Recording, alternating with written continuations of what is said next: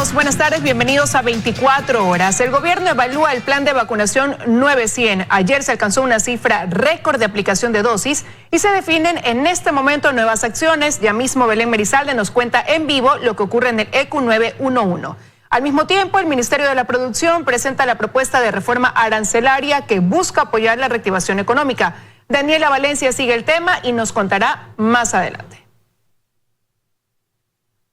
Ahora vamos a empezar con la situación de la alcaldía de Quito. Por recomendación de sus abogados, Jorge Yunda seguirá agotando recursos legales para permanecer en el cargo. Yunda desafía a Santiago Guarderas a que asuma el despacho si es que así lo considera. Fausto Yepes nos cuenta los detalles desde el municipio de la capital. Buenas tardes, Fausto, te escuchamos.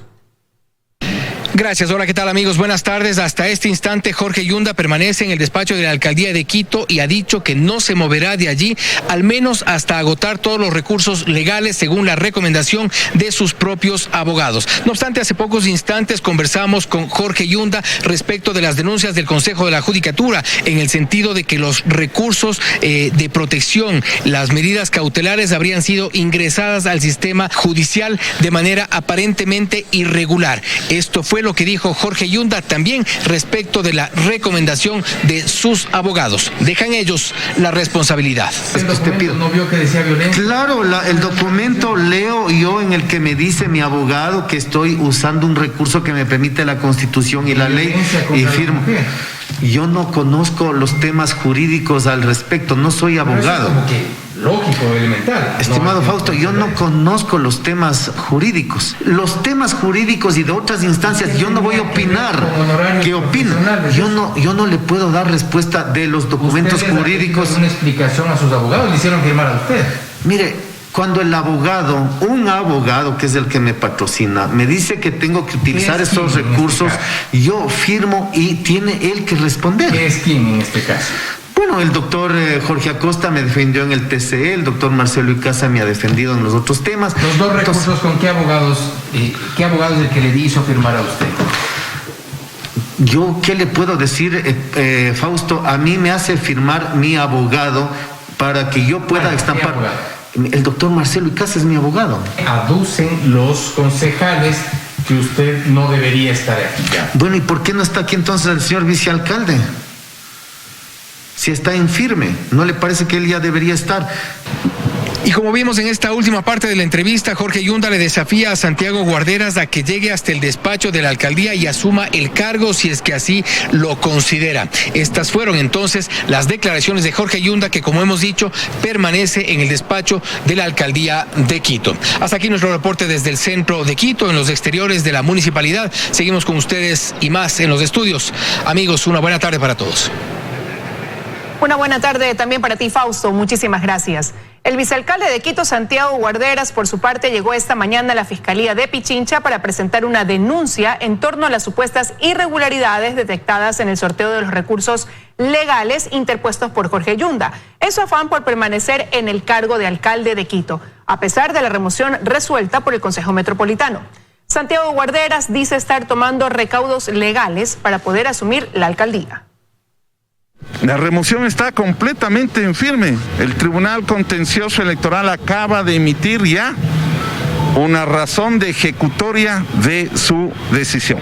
¿Usted no debería estar en el despacho? Estamos tomando justamente, como les dije el día de ayer, los recaudos legales para inmediatamente proceder. Y por eso vamos a seguir actuando todo el día en actuaciones judiciales. Eso ya dijeron la semana pasada, el alcalde Yunda removido, sigue ahí. Sí, pero usted no se imaginaba que un grupo de personas estaba manipulando el sistema informático para direccionar acciones inconstitucionales que además han sido admitidas por jueces. Revisamos otros temas. El COE Nacional evaluará la incidencia del plan de vacunación en el país y dará nuevas resoluciones, mientras más sectores se suman al plan 900. Justamente Belén Merizalde está a esta hora en la sala de crisis del ECU 911 y con ella hacemos contacto. Hola Belén, buenas tardes. Cuéntanos cuáles son las novedades a esta hora. Hola Liz, amigos televidentes, muy buenas tardes. Bueno, hasta este momento no hemos tenido todavía información sobre lo que se está tratando en esta reunión del COE Nacional, pues continúan a esta hora reunidos a puerta cerrada. En este encuentro están varias autoridades de algunas carteras de Estado, como por ejemplo la ministra de Salud, quien justamente un momento que nos permitieron ingresar se encontraba entregando información sobre cuáles serán los requerimientos que ahora se solicitarán para el ingreso de turistas al Ecuador.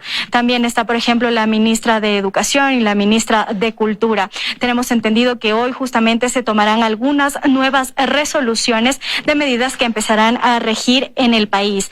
Además, las autoridades han señalado que harán una evaluación de la incidencia que ha tenido el plan de vacunación en el país, justamente cuando se ha incrementado el número de personas vacunadas durante los últimos días.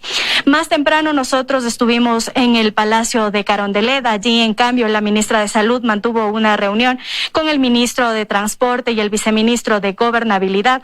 Allí anunciaron una de las más importantes medidas para el sector del transporte, que es la vacunación de sus agremiados. Escuchemos justamente lo que mencionó el ministro de esta cartera. Hemos podido adelantar la vacunación de los compañeros transportistas a partir del día lunes, en un número cuando menos de 300,000 transportistas a nivel del país. Con esto quiero yo mencionar que al estar expuestos los señores transportistas y al estar en contacto con diferentes sectores de la población, cumpliendo su labor, definitivamente creemos que va a ser un gran avance en esta lucha que el país ha emprendido contra el COVID. La ministra de Salud señaló que justamente a partir del lunes los miembros del sector de la transportación podrán acudir hasta los puntos fijos de vacunación que existen en todas las ciudades del país para poder ser inoculados. Indicó que el único requisito que deberán presentar es su licencia de conducir profesional o alguna credencial que justamente valide que trabajan para este gremio. Esa es la información que nosotros tenemos a esta hora, pero en nuestra próxima emisión les estaremos ampliando los detalles. Que tengan una muy buena tarde. Buenas tardes también para ti, Belén. Muchísimas gracias.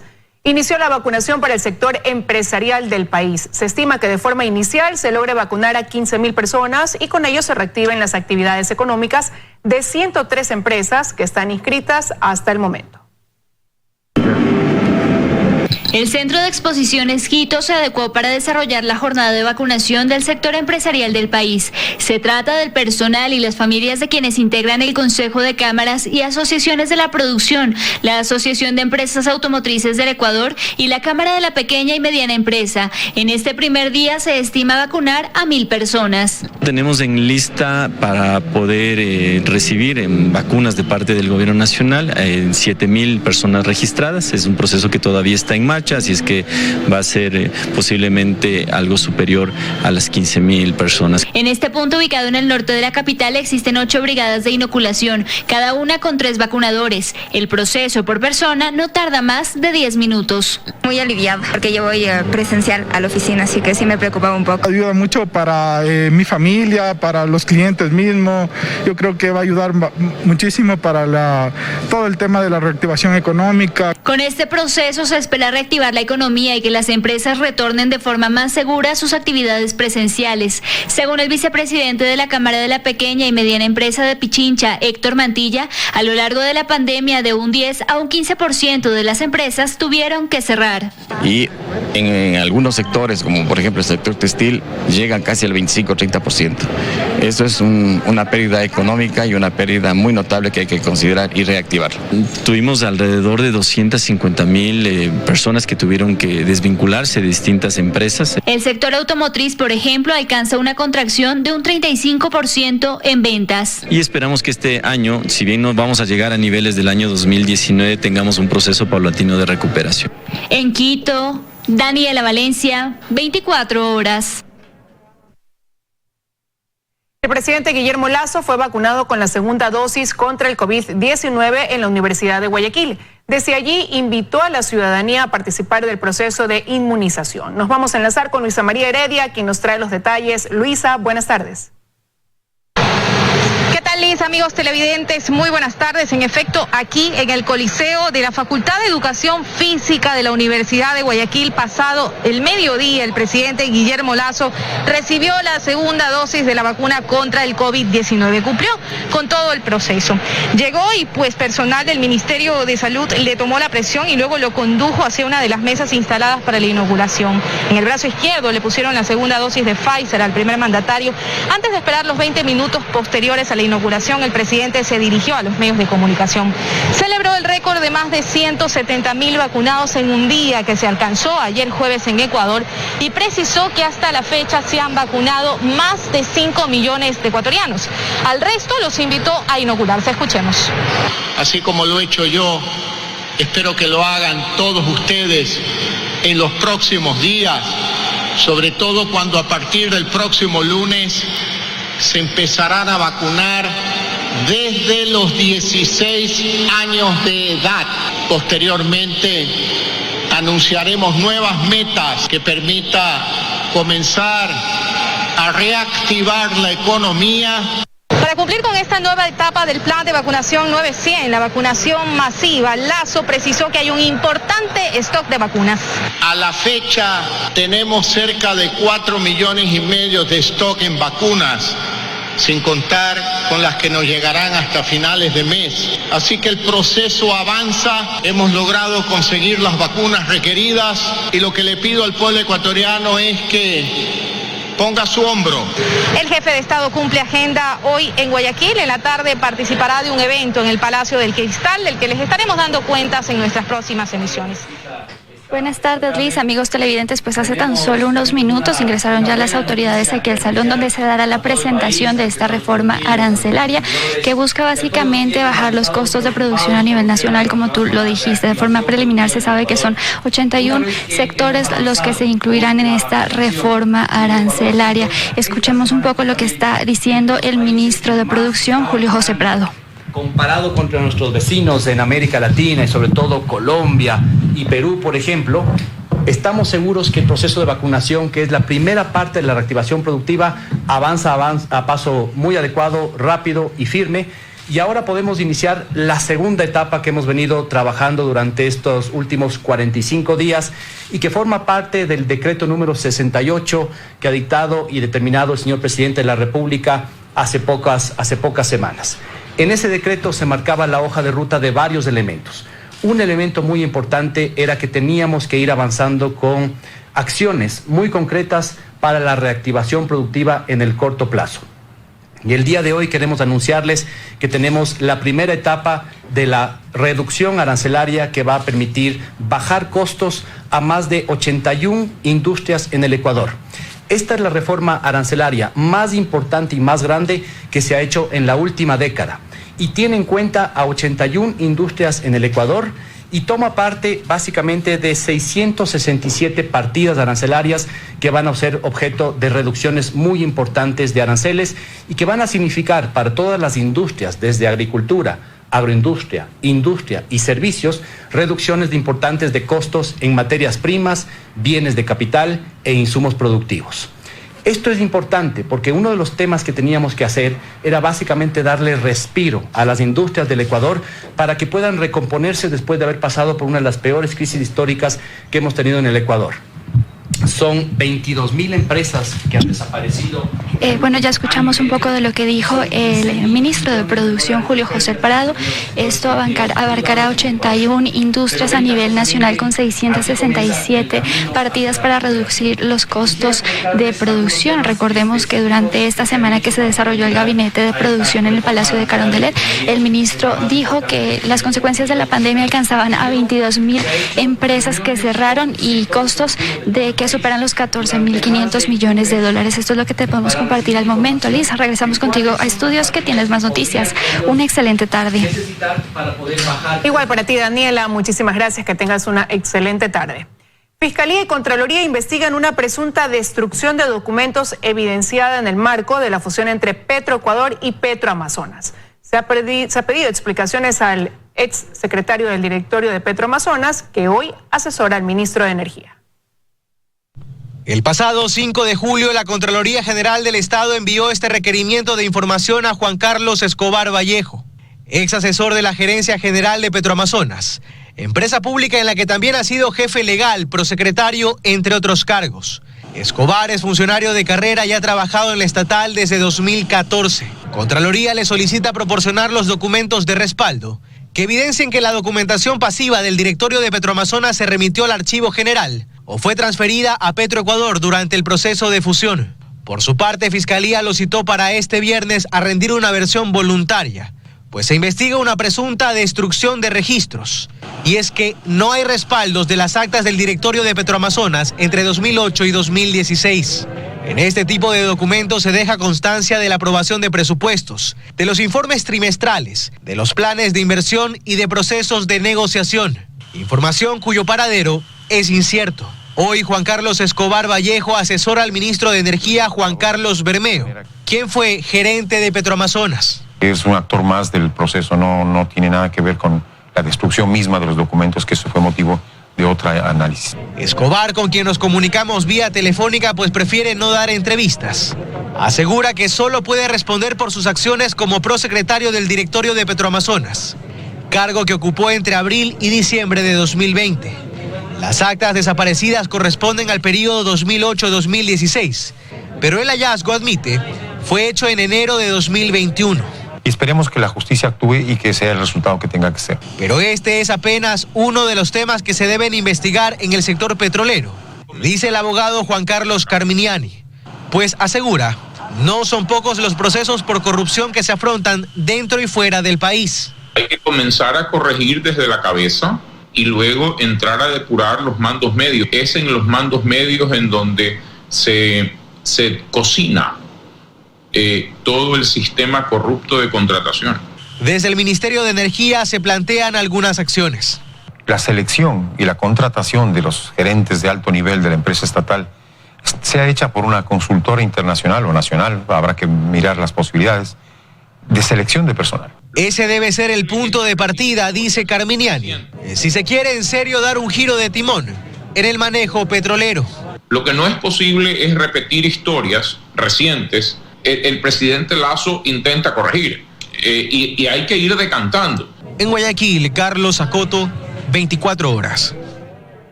El expresidente de la República, Lenín Moreno, a través de un comunicado, se pronunció frente a las críticas realizadas en la Asamblea al informe anual sobre su gestión.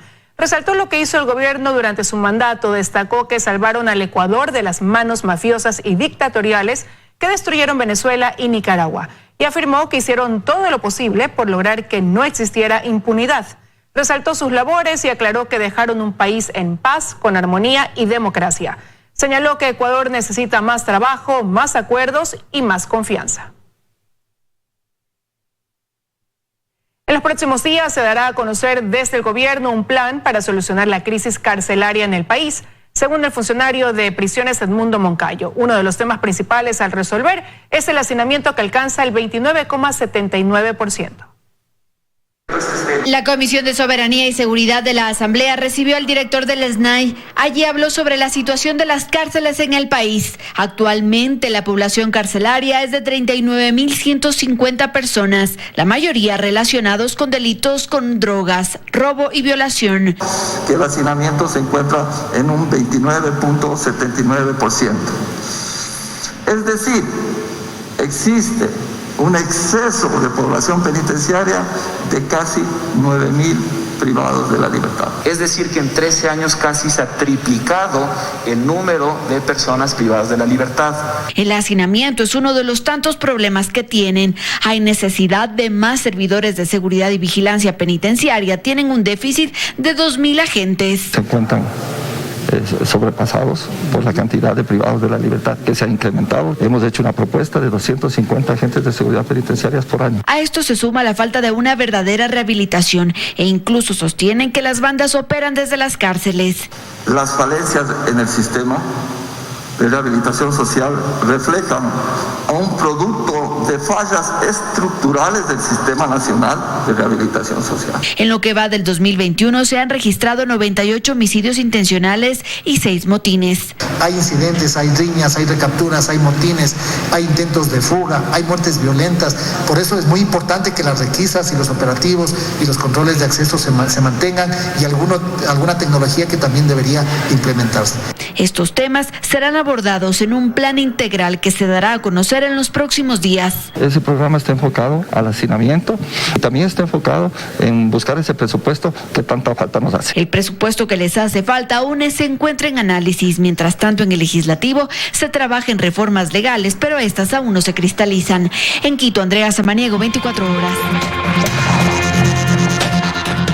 Estamos de regreso con más. El Consejo Nacional Electoral urge al gobierno a reunirse para explicar la necesidad de invertir alrededor de $5 millones en la renovación de los sistemas informáticos. Ocurrió durante la entrega de servidores donados por el Programa de las Naciones Unidas para el Desarrollo. Mientras recibían equipos para los sistemas informáticos donados por la cooperación internacional, las autoridades del Consejo Nacional Electoral recordaron al gobierno central la urgente necesidad que tienen de pagos e inversión para la renovación del sistema informático. Requiere de una inversión aproximada de $5 millones. Los organismos internacionales nos están apoyando y nos han apoyado. Sin embargo, también es necesario que el gobierno nos apoye. Aseguran que los equipos informáticos del CNE fenecerán este mes de agosto. Todo el parque electrónico, todo el parque de servidores que teníamos para las elecciones en este agosto fenece su soporte de fábrica. Y es por esto que urgen al ministro de Economía y Finanzas una reunión para explicarle las necesidades del Consejo. Hay temas que los organismos hermanos internacionales no pueden ayudarnos, como es el tema de talento humano. Si esto no sucede, ya no habrá suerte y ya no iremos a la guerra con cuchillos, sino con lanzas. Este pedido lo realizaron mientras recibían 2 de 10 servidores informáticos entregados por el Programa de las Naciones Unidas para el Desarrollo con fondos de la cooperación española. El aporte en equipos informáticos asciende a cerca de $180,000. Y mientras expresaron gratitud a la donación internacional, recordaron que el Consejo Nacional Electoral no requiere estos equipos únicamente previo a las elecciones. En Quito, María Gracia Costa, 24 horas. Tras quedar a la deriva por 12 días, fueron encontrados en las costas ecuatorianas 6 pescadores peruanos a bordo de una embarcación. Tras ser atendidos, dieron negativo a COVID-19. Luis Alfredo Zúñiga nos cuenta los detalles a esta hora. Hola Luis, te escuchamos. Así es, muy buenas tardes. Luego de ser encontrados a 32 millas náuticas de la costa ecuatoriana, la embarcación con los 6 tripulantes peruanos fue traída hasta acá, la parroquia Santa Rosa del Cantón Salinas en la provincia de Santa Elena. Pudimos conversar con ellos y conocer su historia para saber cómo fue vivir 12 días a la deriva. El detalle en el siguiente reportaje. Roger Fiestas, de 44 años, Luis Domínguez, de 28, Henry Seminario, de 26, junto a John Peña, Anderson Juárez y Edison Silopuc, de 18 años. Son los 6 ciudadanos peruanos que por 12 días estuvieron a la deriva en alta mar. Esto luego de que la embarcación en la que se transportaban sufriera daños, quedando incomunicados y sin poder navegar. Ya estábamos angustiados, desesperados y vivimos pues muy tristes ahí.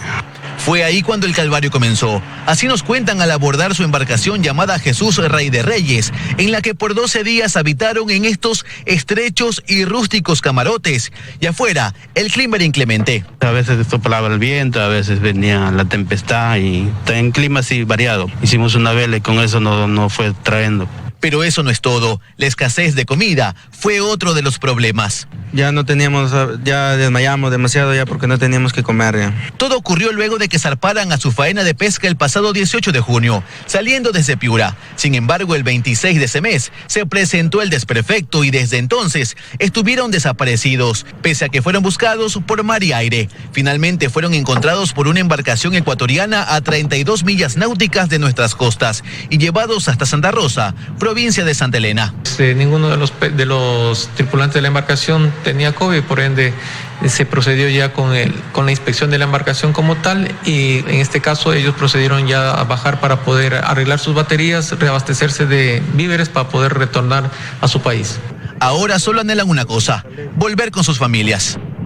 Luego de una última inspección en horas de la mañana por parte de la Armada Ecuatoriana, tanto a la embarcación como a los tripulantes fueron autorizados para retornar a Perú.